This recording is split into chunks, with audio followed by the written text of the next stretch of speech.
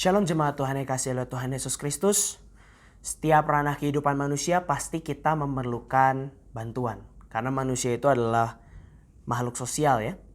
Kalau dalam keadaan saudara di mana saudara itu terbaring sakit dan juga tidak bisa beraktivitas sebagaimana mestinya, tentu pasti kita akan meminta tolong bantuan dari berbagai pihak. Misalnya saja bantuan kepada dokter, atau bantuan kepada teman, atau bantuan kepada keluarga untuk merawat kita. Nah, tetapi ada satu orang penolong yang selalu siap sedia menolong kita. Siapakah dia? Mari kita buka bersama di dalam Markus 1 ayat 40 sampai dengan ayat yang ke-42. Seorang yang sakit kusta datang kepada Yesus dan sambil berlutut di hadapannya, ia memohon bantuannya katanya. Kalau engkau mau, engkau dapat mentahirkan aku. Maka tergeraklah hatinya oleh belas kasihan, lalu ia mengulurkan tangannya, menjamah orang itu dan berkata kepadanya, "Aku mau, jadilah engkau tahir." Seketika itu juga lenyaplah penyakit kusta orang itu dan ia menjadi tahir. Seorang yang sakit kusta itu pasti tidak akan bisa atau kesulitan untuk meminta tolong kepada sesama manusia. Sebab pada zaman dulu orang yang sakit kusta itu dijauhi oleh banyak masyarakat umum. Dan terkhususnya adalah oleh para imam-imam, oleh para rohaniawan ya gitu. Karena menganggap bahwa penyakit kusta itu adalah sesuatu hal yang najis bagi mereka. Bahkan Alkitab mengatakan kalau misalnya ada orang yang sedang sakit kusta, maka ia harus menutup mukanya dan berkata bahwa kusta sehingga semua orang menyingkir. Itulah keadaan orang kusta. Dan pada zaman itu juga tabib atau dokter yang bertugas tidak memiliki cukup ilmu untuk bagaimana caranya mengobati penyakit kusta ini.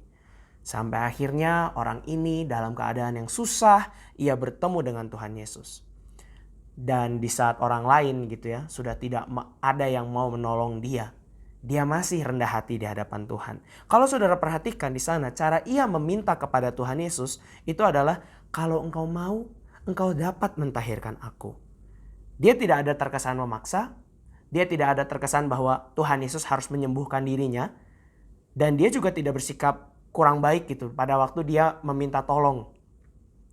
Jadi dia hanya berkata jika Tuhan mau. Kemudian itulah yang membuat Tuhan Yesus tergerak dengan belas kasihannya. Dan pada saat itu Tuhan Yesus hatinya tergerak oleh belas kasihan. Kemudian ia menjamah orang itu.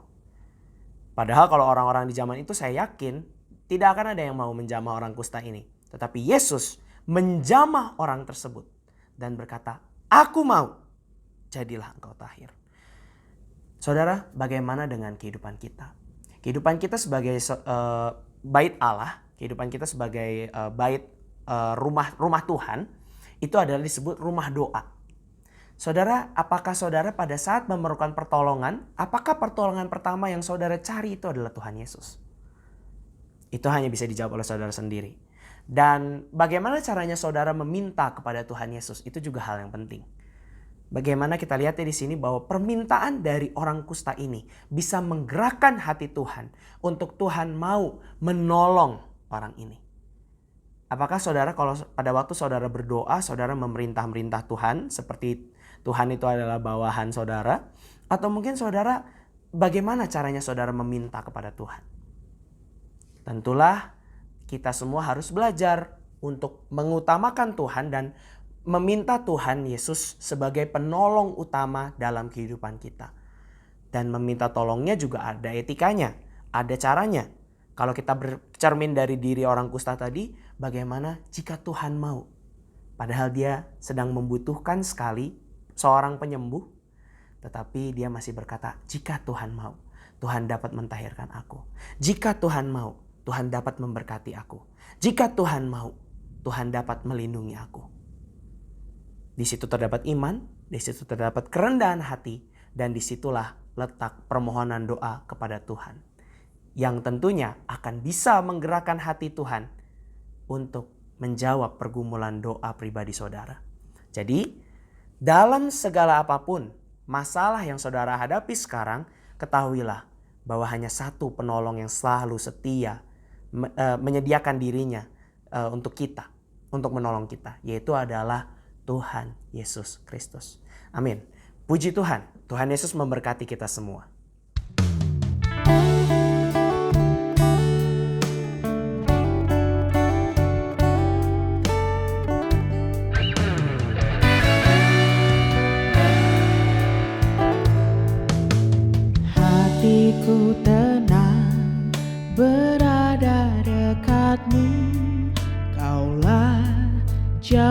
beban hidupku. Hatiku tenang berada dekatmu, Kau yang pelihara hidupku.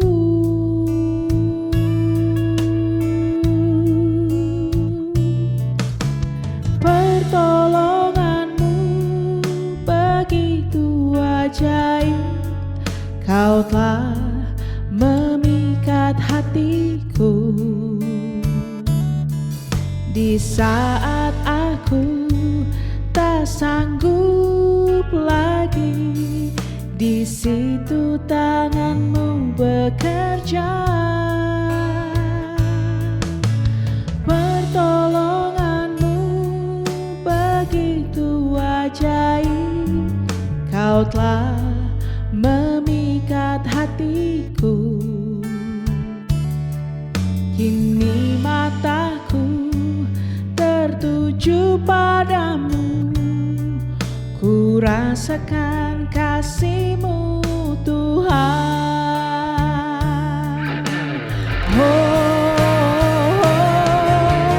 Pertolongan-Mu begitu ajaib, Kau telah memikat hatiku. Di saat aku tak sanggup lagi, di situ tangan-Mu bekerja. Pertolongan-Mu begitu ajaib, Kau telah memikat hati.